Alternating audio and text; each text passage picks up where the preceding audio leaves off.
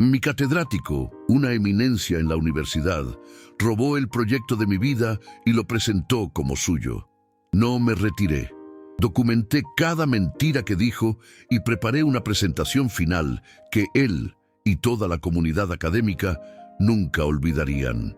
Las paredes de piedra dorada de la Universidad de Salamanca habían sido testigos de 8 siglos de historia, de debates teológicos y de avances científicos.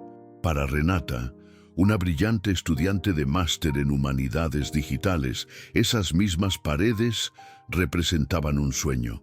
Estaba desarrollando su trabajo de fin de máster, TFM, un proyecto que combinaba su amor por la historia con la tecnología de vanguardia.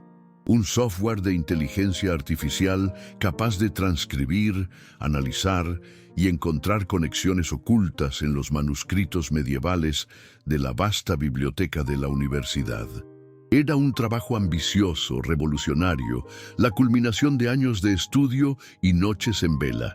Su tutor, el doctor Alejandro Cifuentes, era un catedrático de filología, una figura imponente en el campus, autor de varios libros y con una reputación que parecía tan sólida e inamovible como la fachada de la propia universidad. Al principio, Cifuentes se había mostrado como el mentor perfecto. Animaba a Renata, elogiaba su originalidad y le abría puertas a archivos y contactos que de otro modo serían inaccesibles. Renata se sentía afortunada, guiada por uno de los grandes. Pero a medida que el prototipo de su software empezaba a dar resultados asombrosos, la actitud de Cifuentes cambió. Sus reuniones de tutoría se volvieron más posesivas. Empezó a usar el pronombre nosotros al hablar del proyecto. Estamos haciendo grandes progresos, decía. Luego, sutilmente, empezó a reescribir la historia. Como se me ocurrió en aquella reunión, podríamos, sugería, apropiándose de ideas que Renata le había presentado semanas antes. Ella, al principio, no le dio importancia, atribuyéndolo al ego de un académico veterano. El punto de inflexión llegó cuando Renata le mostró el prototipo funcional. El software, al que ella había llamado palimpsesto digital, era capaz de hacer en minutos lo que a un equipo de filólogos le llevaría meses. Cifuentes se quedó sin palabras, sus ojos brillando con una codicia intelectual que a Renata le heló la sangre. Una semana después, la invitó a una reunión del departamento. Quiero que los colegas vean el fantástico trabajo que estás haciendo como mi asistente de investigación, le dijo.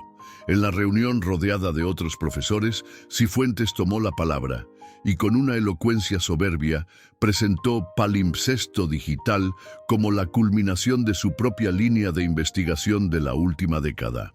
Describió la arquitectura del software, los algoritmos, los resultados, todo el trabajo de Renata, pero narrado en primera persona. A ella la mencionó una sola vez, como la alumna aventajada que ha colaborado en la programación bajo mi estrecha supervisión. Renata se quedó petrificada en su silla. Era un robo a plena luz del día, ejecutado con la arrogancia de quien se sabe intocable. Al terminar la reunión, mientras recogían sus cosas, ella se atrevió a confrontarlo en voz baja. Mi supervisión, doctor, esa idea, ese código es mío. Cifuentes le dedicó una sonrisa paternalista y condescendiente. Renata, eres joven. Así funciona el mundo académico. Los grandes proyectos necesitan un nombre de peso detrás. Tu nombre estará en una nota a pie de página, por supuesto. Es una gran oportunidad para ti. Aprende a ser agradecida. Esa noche, en su pequeño piso de estudiante con vistas a las torres de la clerecía, la gratitud fue el sentimiento más lejano que Renata podía imaginar. La traición era un sabor amargo en su boca. Podía abandonar, aceptar la injusticia y ver cómo el trabajo de su vida engrosaba el currículum de otro. O podía luchar. Abrió su ordenador. Creó una nueva carpeta en su escritorio y la tituló Proyecto Venganza. Y dentro empezó a arrastrar el primer archivo, una copia de la grabación de audio que, por pura intuición, había activado en su móvil durante la reunión del departamento. La guerra acababa de empezar. La estrategia de Renata se alejó del llanto y la confrontación directa. La rabia, en lugar de cegarla, le proporcionó una claridad y una metodología implacables. Si Cifuentes iba a jugar al juego del poder académico, ella iba a jugar al juego de los datos y las pruebas irrefutables. Su pequeño piso se convirtió en un cuarto de guerra digital. Pasó una noche entera revisando cada correo electrónico, cada mensaje y cada documento compartido con Cifuentes desde el inicio de su máster. Creó una línea de tiempo meticulosa. Cada correo donde él elogiaba tu innovadora idea o preguntaba por tus avances fue guardado, impreso y catalogado. Utilizó las herramientas de control de versiones de su software de programación para generar un registro completo de cada línea de código que había escrito, con fechas, horas y comentarios. Hizo lo mismo con sus documentos de investigación, demostrando la evolución de su trabajo mucho antes de que Cifuentes empezara a usar la palabra nuestro. Sabía que para las siguientes reuniones necesitaba más que su palabra. Antes de su próxima tutoría, le envió un correo a Cifuentes. Estimado doctor, para asegurar que no se me escapa ninguno de sus valiosos consejos, a partir de ahora grabaré el audio de nuestras reuniones para mis apuntes. Espero que no le suponga un inconveniente. Era una jugada audaz. Cifuentes, atrapado entre su arrogancia y la imposibilidad de negarse a algo que parecía un acto de diligencia estudiantil, aceptó a regañadientes. Esas grabaciones se convirtieron en oro puro. En ellas se le oía claramente pidiéndole a Renata que le explicara su metodología, para luego, en la siguiente frase, ensayar cómo lo presentaría él en un futuro congreso. Cada grabación era una nueva capa de evidencia de su plagio sistemático, pero Renata era realista. Sabía que, en una institución tan jerárquica como la Universidad de Salamanca, la palabra de una estudiante, por muchas pruebas que tuviera, podía ser fácilmente desestimada frente a la de un catedrático. Necesitaba más voces. Necesitaba un ejército. Empezó a hablar con una discreción exquisita con otros estudiantes de posgrado del departamento. No acusaba directamente a Cifuentes, sino que planteaba preguntas hipotéticas sobre la autoría y la ética en la investigación. Pronto descubrió que no estaba sola. Las historias emergieron, primero como susurros en la cafetería, luego en conversaciones más serias en la biblioteca. Estaba Carlos, un estudiante de doctorado que había visto cómo capítulos enteros de su tesis aparecían, ligeramente parafraseados, en el último libro de Cifuentes, con apenas una vaga mención en la bibliografía. Estaba Sofía, una exalumna que había abandonado su proyecto porque Cifuentes se lo había apropiado para una ponencia en el extranjero, presentándola a ella como una simple traductora. El miedo era el denominador común. Miedo a las represalias, a ser expulsados, a que su futuro académico fuera destruido por el poder de un solo hombre. Renata cambió de táctica. No les pidió que la apoyaran públicamente, sino que buscaran sus propias pruebas. «No os pido que deis la cara por mí», les dijo en una reunión secreta en su piso. «Os pido que os defendáis a vosotros mismos. Buscad los correos, los borradores, los registros. La verdad está en vuestros discos duros». Inspirados por su valentía y su enfoque metódico, empezaron a hacerlo. Carlos encontró los borradores de su tesis con las fechas originales. Sofía encontró el correo donde Cifuentes le pedía que le cediera su investigación para la ponencia. Juntos, bajo el liderazgo de Renata, crearon un dossier digital, una carpeta encriptada que contenía un historial detallado y documentado de los abusos de poder y el plagio de Cifuentes a lo largo de casi una década. Era una bomba de relojería académica. El día de la defensa del trabajo de fin de máster de Renata se acercaba. Cifuentes, ajeno a la conspiración que se gestaba bajo sus narices, había organizado un evento a lo grande. No sería una simple defensa ante un tribunal, sino una conferencia magistral en el aula magna de la facultad, donde él, como director del innovador proyecto Palimpsesto, presentaría los resultados a la comunidad universitaria antes de dar paso a la presentación del trabajo técnico de su alumna. Sería su gran momento de gloria. No tenía ni idea de que Renata y su pequeño ejército de estudiantes fantasma le habían preparado una presentación alternativa. Una que, efectivamente, sería recordada durante mucho tiempo. El día de la defensa, el aula magna de la Facultad de Filología estaba abarrotada. La promesa de conocer un proyecto que unía la inteligencia artificial con los tesoros bibliográficos de Salamanca había atraído a estudiantes, profesores, al decano e incluso a periodistas locales. El ambiente era de una solemnidad casi religiosa, como correspondía a un acto celebrado en un salón con siglos de historia. El doctor Cifuentes estaba en su elemento. Se movía por el estrado con la confianza de un director de orquesta, saludando a colegas, sonriendo a la prensa. Renata estaba sentada en primera fila, junto a los 3 miembros del tribunal evaluador. Estaba vestida con un sencillo traje oscuro, su rostro una máscara de calma. Nadie podía adivinar la tormenta que se agitaba en su interior, ni la meticulosa contraofensiva que estaba a punto de lanzar. Sus aliados, Carlos y Sofía, estaban sentados en puntos estratégicos del auditorio, actuando como simples espectadores. Cifuentes comenzó su conferencia magistral. En la enorme pantalla detrás de él apareció una presentación elegante, con el logo de la universidad y su nombre en grandes letras. Proyecto Palimpsesto Digital, una nueva frontera en la filología. Doctor Alejandro Cifuentes habló con elocuencia sobre los años de investigación que lo habían llevado a concebir la idea sobre los desafíos teóricos que había superado. Era una actuación brillante, una apropiación tan completa y descarada que resultaba casi hipnótica. Renata lo escuchaba, reconociendo sus propias frases, sus propias conclusiones, ahora adornadas y presentadas como los pensamientos de un genio.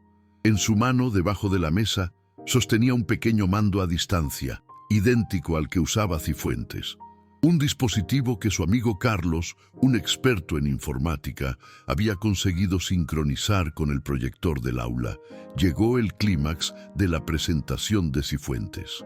«Y ahora», dijo con aire triunfal, «permítanme mostrarles el verdadero poder de este sistema, un ejemplo de su capacidad de análisis que hemos logrado esta misma semana».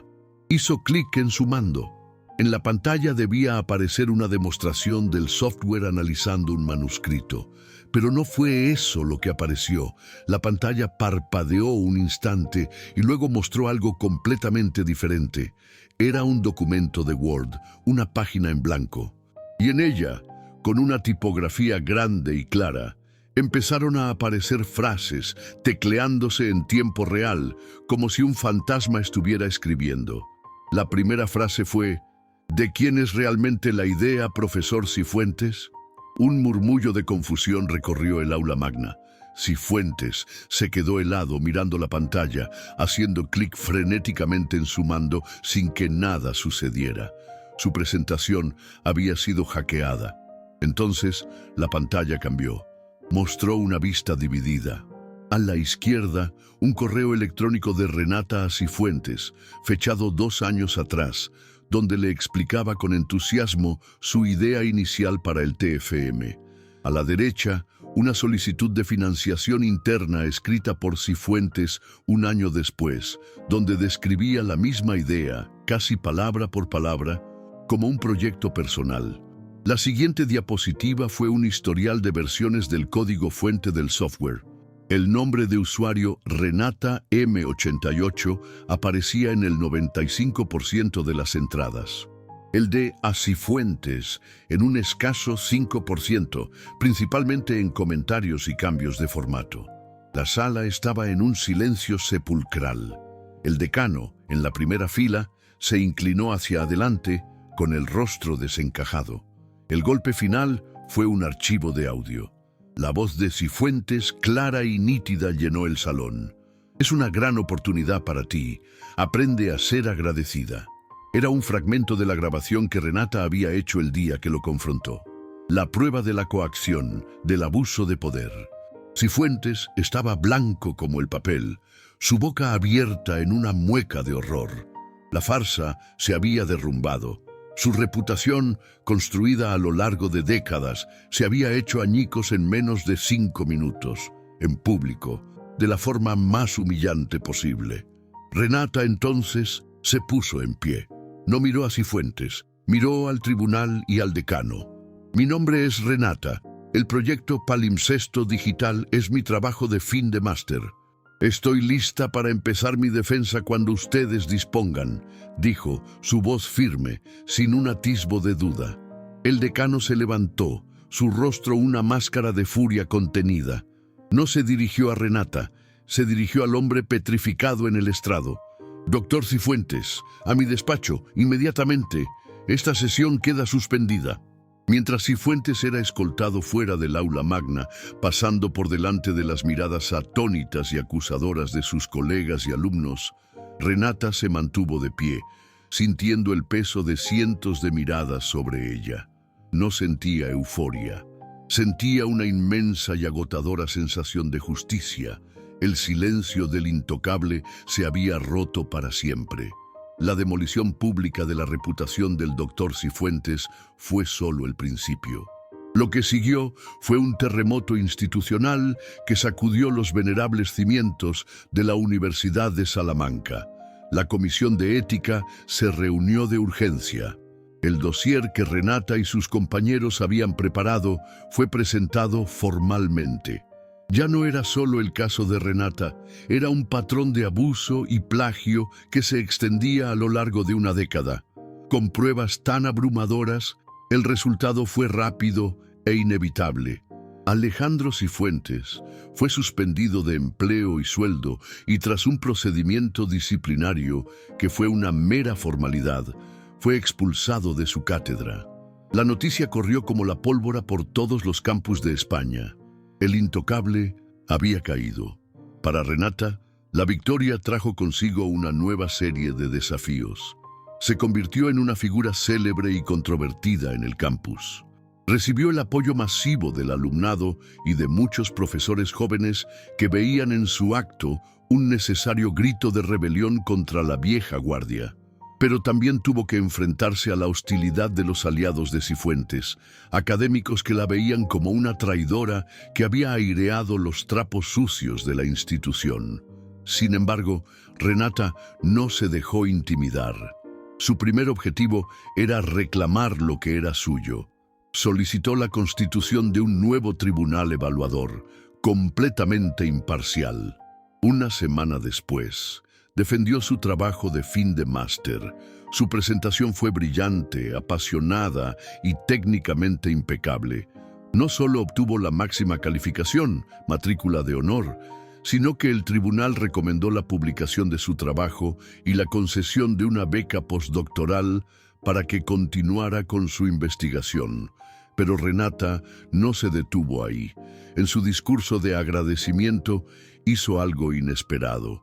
Este proyecto no habría sido posible sin la colaboración de muchas personas, dijo, y procedió a nombrar a Carlos, a Sofía y a los otros estudiantes cuyas ideas y trabajo Cifuentes había canibalizado. Por ello, solicito formalmente que sus nombres aparezcan como coautores en todas las publicaciones futuras que se deriven de Palimpsesto Digital. Porque el conocimiento no es propiedad de una sola persona, sino una construcción colectiva.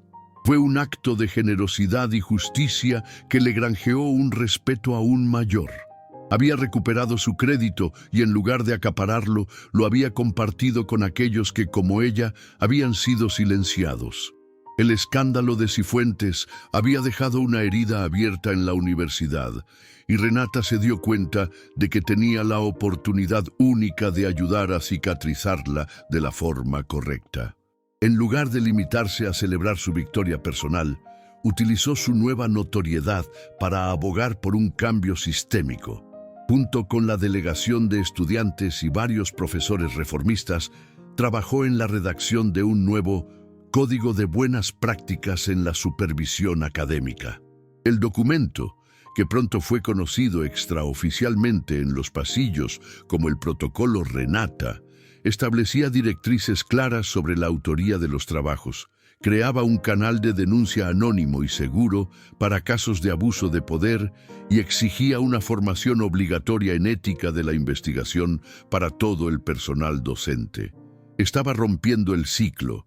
Estaba construyendo un sistema para que ninguna otra Renata tuviera que pasar por lo que ella había pasado. Meses después, la vida de Renata había encontrado un nuevo equilibrio. Dirigía su propio equipo de investigación, financiado por la universidad, trabajando para mejorar y expandir Palimpsesto Digital. Su equipo estaba formado por otros jóvenes investigadores, incluidos Carlos y Sofía. El ambiente en su laboratorio era de colaboración, respeto y entusiasmo.